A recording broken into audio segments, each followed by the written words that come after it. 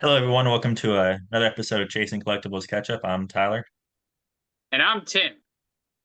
and we got a special guest with us. I think this is the third time. We get two more times, and you got a Subway gift card. We got Shelton Drum. Welcome. I'm glad to be here, guys. Thanks for asking me. Yeah, we're thrilled to have you. We know on the 14th we've got Heroes Con coming up. Which number Heroes Con will this be?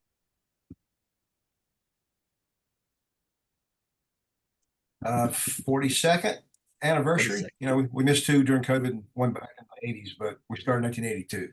So, yeah. Nice. Well, I wanted to start us off question wise. We've had you on before, and we've talked about like a history of Heroes Con before. Um, but you helped remind us that Heroes Con first started in 1982. Ronald Reagan was president. The Soviet Union still existed. The top songs were "Physical," "Eye of the Tiger," "I Love Rock and Roll," and "Ebony and Ivory." So some things have changed. Um, if you could give us a brief history or just overview, 2 minutes or so, of just how the con has evolved over time. And I apologize for dating anybody. My parents weren't married yet either. I don't think they were dating yet. Uh, and at 82, I had two kids already. Dang. No, I'm just kidding. Let's see what happened. Well, I mean, I've been doing cons before that anyway, so it was just a multi-day thing instead of one day. That was the big change going to Heroes Con. And I thought it was big with about 500 or 600 people. Um, the next year it got even bigger and went to almost 1,000, I guess. And it kind of doubled every year for the first 6 or 7 years. That's the biggest change. It just started from, just a local gathering to what it's now become is kind of a worldwide thing. We got guests coming from all over the world and fans and exhibitors, and it's kind of international now. So I guess that's the biggest change, size and scope. Yeah, yeah. It definitely is a really big show. Um, I can talk from a perspective as someone who was and still is somebody who shops and goes to the show and spends time there, not just as a vendor, but um as a guest. Um, just love seeing everything. Um, you can get a lot of steps in just trying to see everything Oh, between all the comic vendors, the artists, talent, and more. Um, what kind of strategies do you like recommend for people to make sure that they can see and do as much as possible? Like, what would you recommend to somebody who wants to see as much as possible um, for the show? uh, they don't shoes. Make sure you got a good pair of shoes, but they're broken in because you're going to be on your feet for a while if you want to see it all. There's 300,000 square feet of exhibits and vendors and guests. So, be comfortable. Yeah. Um, you can't see it in an hour, so plan to spend more time there if possible. Come early in the day and stay as long as you can. Um, all of our vendors and artists are listed on the website, so you can, if you're a veteran, you can see who you want to see on the list and kind of map it out. Um, we try to spread out the key big guests from one corner to the opposite corner. So we're going to make you walk a little bit. Um, I designed the thing so that to see the guests, you come through the vendors. Um, a lot of times people just rush to the guests and never come back. So in this situation, we're all in the same room, so you're going to pass vendors all the time. And like I said, if you're a veteran and you know the vendors you like, you can see where they are on the map and uh, you know plan your route, I guess. Uh, it's all comic book related and comic book creators. So you don't have to fight your way through, you know, actors or uh, any kind of collectible card games or any of that kind of stuff. There are costumes all over the place. We're not having a costume contest, but we embrace cosplay, and we have a stage and an area just for cosplay with programming geared toward them, and just a lot of fun for that. So uh, yeah, look at the map, kind of pinpoint who you want to meet and who you want to see, and maybe what you want to buy. Yeah. I think I it, remember that one of the things that I would do as a guest, getting ready for your show, is weeks before the show, I'd be waiting, like monitoring heroes. Heroes aren't hard to find, and monitoring the website for the Heroes Convention. And every time you guys had somebody new, I would be checking for panels. What panels are they going to be having with that guest, and I would plan to be at that panel, um, a good amount of time before it had started. So I would say, okay, I'm going to show up at the show at 10 o'clock or 9 o'clock, um, and I would walk the floor and talk and shop, and then hurry up, get upstairs to see whatever. Uh, Creator you uh, want to. yeah, and that was typically my routine. I always carried water with me.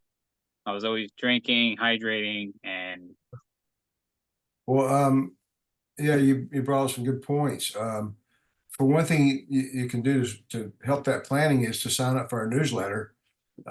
Twice a week, we send out bulletins on things that are happening, and right now it's all about what's happening at the show, what guests we've added. Um, we're finishing up the program book this week. As soon as that's done, it's ready to go up on the website as well. So you have about 2 weeks to think about the panels and think about signing times for certain creators. And every all those guys are a little bit different the way they want to do it. They'll sign for an hour, they'll sketch for an hour, they'll go to lunch, they'll come back and do the same thing, or maybe they got a panel. So yeah, you need to kind of, like you say, scope out the schedule, and not every creator is on a panel every day. So maybe you need to see which day or days you want to come. Um, I recommend a 3-day pass, and come and go as you please. And if you can't make it all day every day, at least you can come back on Sunday and catch what you missed. yeah. Uh, yeah, save a and little- you definitely get with the 3-day pass your money's worth, because I can't remember how much it costs now, for one day, uh, for a 1 day but visit.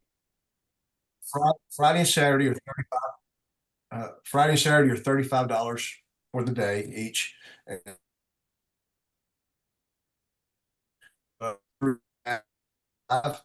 so it's like you're getting that, 1 day free almost.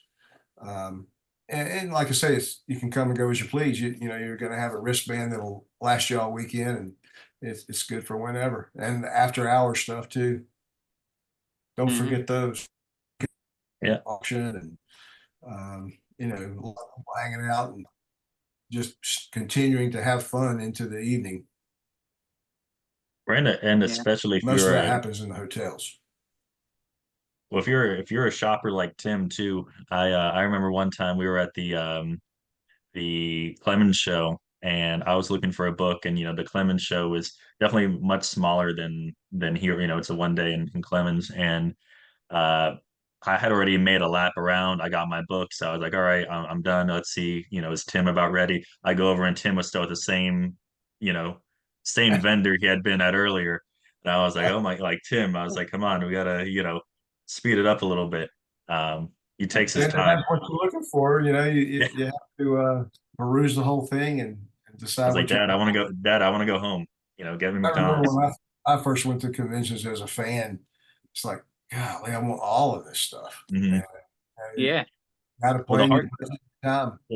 well, the hard thing too with a show as big as Heroes, if I've gone into shows where it's like I've got this specific book I want to get, and ideally you want to look all around because you might find a person who's got it's $100 here or 80 here, or this one's really good quality, higher grade, this one's lower grade, and you might get that book, and then you go somewhere else like, oh my gosh, better deal over here.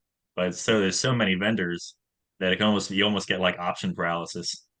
Well, yeah. Know It's the a good market. problem to have, but Try to know the market going in is what you are willing to pay yeah, for a certain book that you want and what grade you want it in. yeah. And so we've asked you this before, so we don't have to spend too much time on this.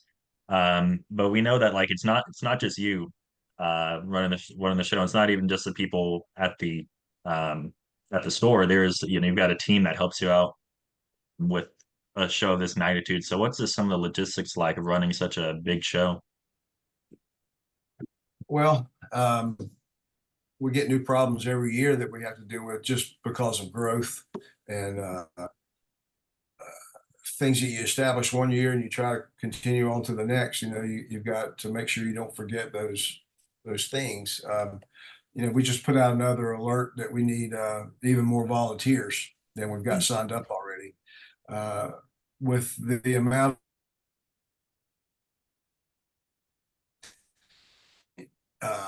we have to cap the lines when they say they're done. They're not going to sign but 2 hours or whatever. It takes a lot of people to do that, to stand at the fronts of the line and the end of the there may be 15 or 20 of those level artists working at any given time. So that's like 40 people you need Yeah, just for that. So that's one big logistical thing.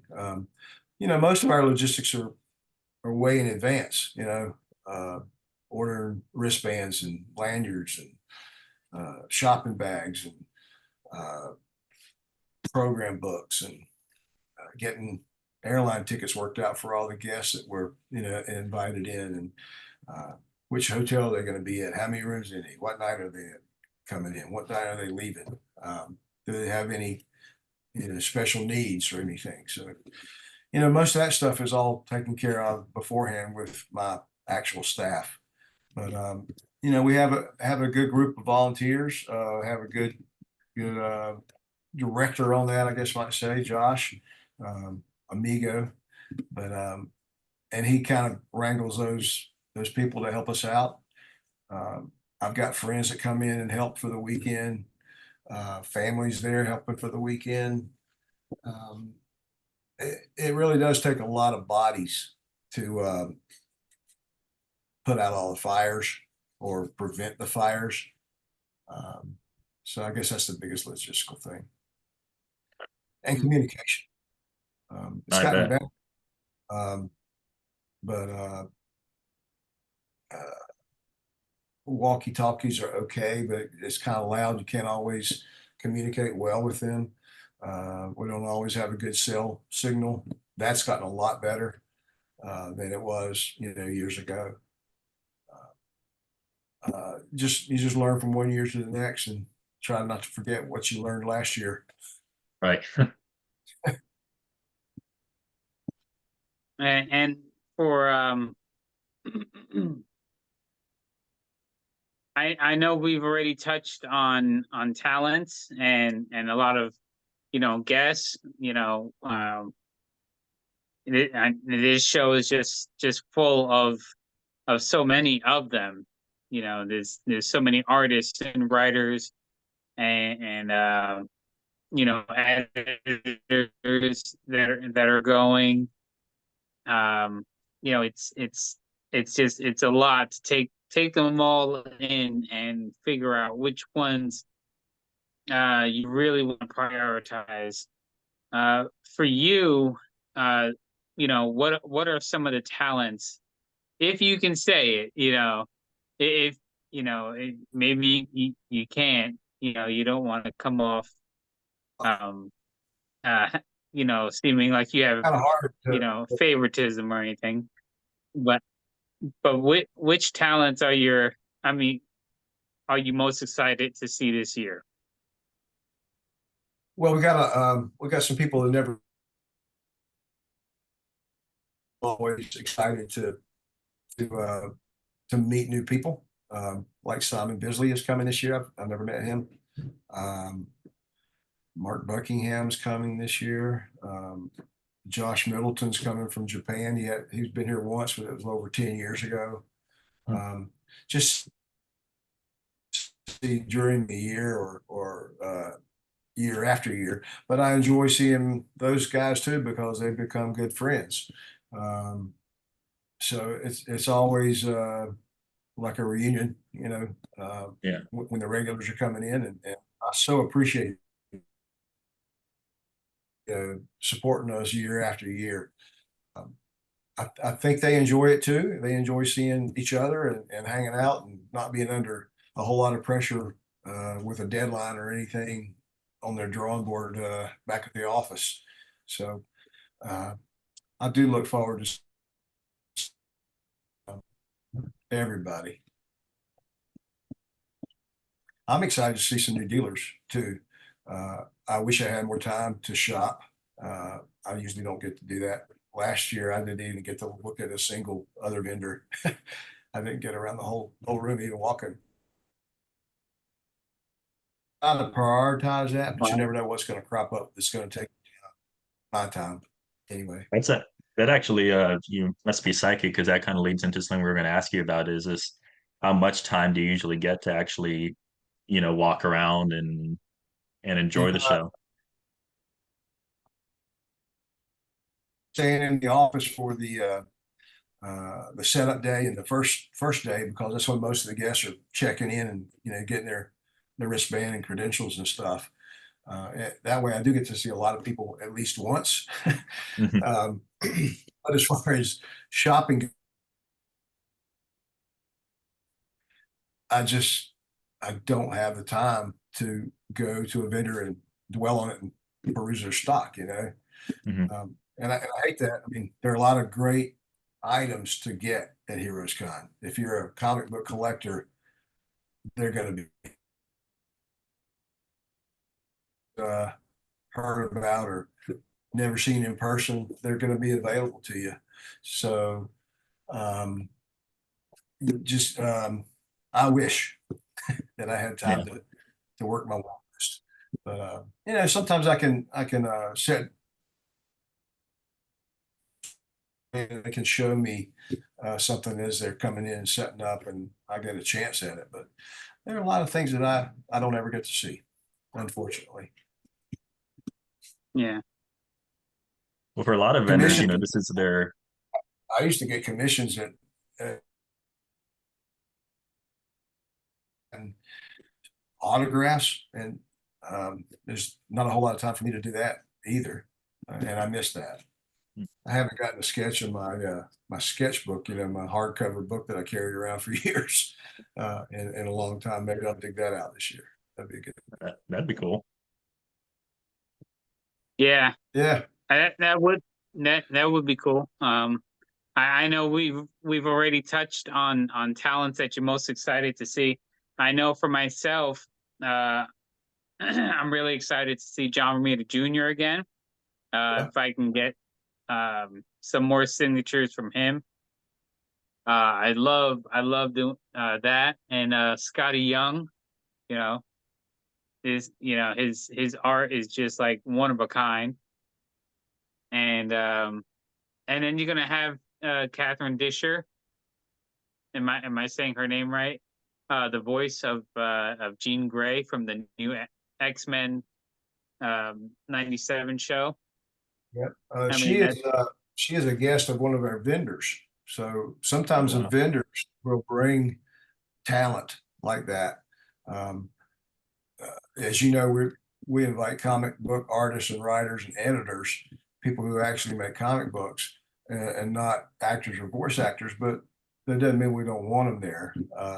So yeah, I'm pleased that those voice actors are coming with the vendors. Mm-hmm. Cause I mean, I love that show, and if you could see my X-Men shirt, I love X-Men. That's my team. Yeah. right there.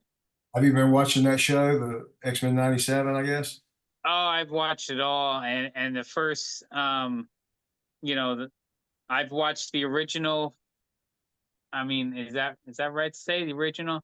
Like, before 90, before the current 97 one. I've watched that one, I think 3 times. Was that So back in about 92, 93, or was there something between that?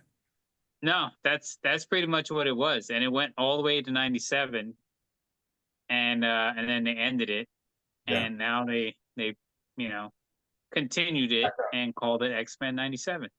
Okay. And it's like it's a perfect, it just leaves off exactly where everything had dropped off years ago. Okay. It's so good.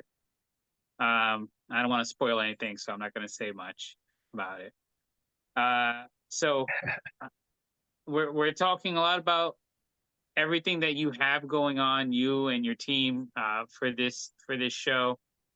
What do you do after this show to kind of like unwind, if you do unwind? Well, Give yourself a little decompressed time. And does we your don't team unwind do the very anything? next. We don't unwind the very next week because there's a whole lot of putting back, and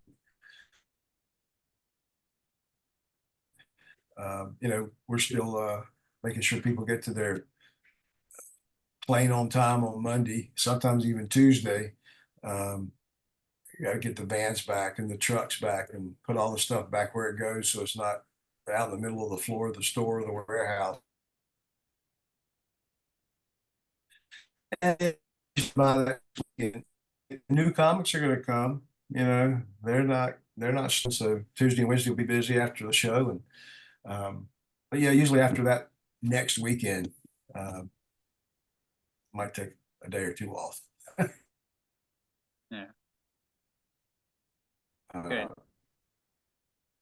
we still have to man the store, like I say, and keep up the regular stuff. It's really a very small um, staff that puts on the show. Wow. Then you Well, start they 2025. yeah,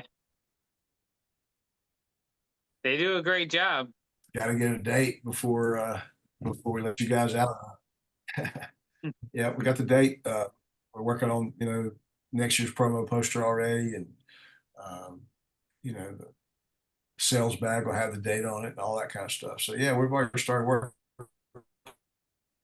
And a lot of times we invite get to come to our show, and they say, "Man, I'd love to come, but I'm just can't do it this year. How about next year?" And we say, "Okay." So we write them down. We're already starting the guest list.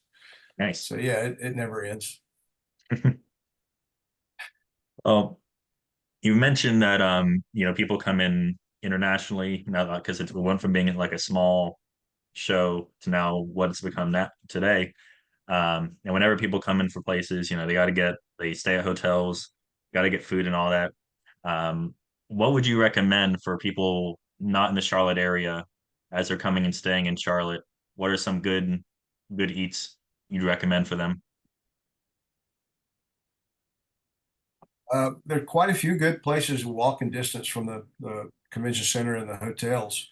Uh, you know, breakfast at breakfast or lunch at Amelie's is 1 block away. One of my personal favorite street. There's so many new restaurants though popping up everywhere downtown. I guess because of all the culinary schools that we have in Charlotte. Yeah. It's, produced a lot of good chefs. So a lot of good food. I would say if you an Uber, maybe Pinky's is a great option. It's not very far away. Great cheeseburgers and fries. Um, but if you want, fine dining, got plenty of that uptown too. We've got all the big steak houses, seafood places. Uh, there's some of them, but really just look at your Google map and look at all the restaurants that are just blocks away. I wonder how many All right. people you get going in those fine dining restaurants, like in Spider-Man spandex. in that weekend. You know, is that are they How okay many? with that? What's that? Oh, Ty- Tyler just wants to make sure he's not going to be t-shirts the and only one. costumes. Yeah, You won't be the only one. You won't be the only one. but it's Uh, You know, that's a pretty cool aspect too. Is the the entrepreneurs and restaurateurs, the people of Charlotte have started accepting Heroes Con as a very positive thing for Charlotte. Um, it's the biggest consumer show in the convention center. It's the biggest show they ever have. wow, I mean, we're using every square foot of the the exhibition hall, and about half of the meeting rooms upstairs. So the convention center appreciates us. The hotels appreciate us. I think the restaurants that are open down there should appreciate us, and we get a lot of good publicity out of them. nice. Support. Well, I do And I also. mean, I'm I'll go sorry. Go ahead, ahead, Tim. Tyler. You go. There you go. I was going to just add into it that, a lot of us as comic guys, and geeks from all different, you know, areas and genres, that it would just overall, like, to me, in my experience, are good people that don't cause, trouble. That usually they're, a very good bunch, and you're not inviting into town, like, a lot of riffraff and people that kind of cause a lot of, trouble or anything like that. So, I remember one and time a few years ago, we were sharing our date with the North Carolina Republican Convention downtown, and their host hotel was the Westin as well. And the hotel staff were like so put out with the Republicans making such a mess and being so loud and rowdy, and all us very calm and sedate and nice comic book people were no problem at all. Yeah. It kind yeah, of that's the what I other thing mean. I should have said about restaurants and stuff is the light rail runs right through the convention center. You Hmm. can go north or south, you know, one, two, three, or four stops either way. And every time you get off the train, there's going to be restaurants Yeah. just anywhere you go. And to I don't, to I don't have time to look. What's that? buy some one of my traditions now. I know this isn't too close to the convention center, but always, it's by the Heroes. I always go to my wife and I will go to Bang Bang Burgers and walk across the street, get my comic books, and that's our routine. So Okay. I love Bang Bang over there by Heroes. I can't. Things wrong with that. Come to Heroes and then go to Bang Bang or any of the other 12 or 15 restaurants on the block. Yeah. Those are some.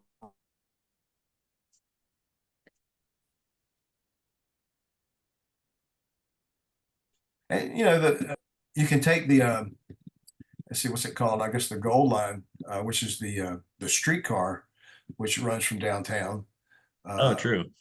just 2 blocks from our store too, and 7th Street, and we're 2 blocks up the street. Yeah. Well, they've done a lot in the past few years, in Charlotte, the areas around it, 5 minutes north or south of Uptown. There's all these places, people to eat, people to shop. So, I mean, it's a great location So, for a con. Mm-hmm. I think so too. yeah, the neighborhood, just a couple of stops north and South End, and now what they call LoSo, I think, Hmm. Lower South End. There are so many restaurants popping up down through there.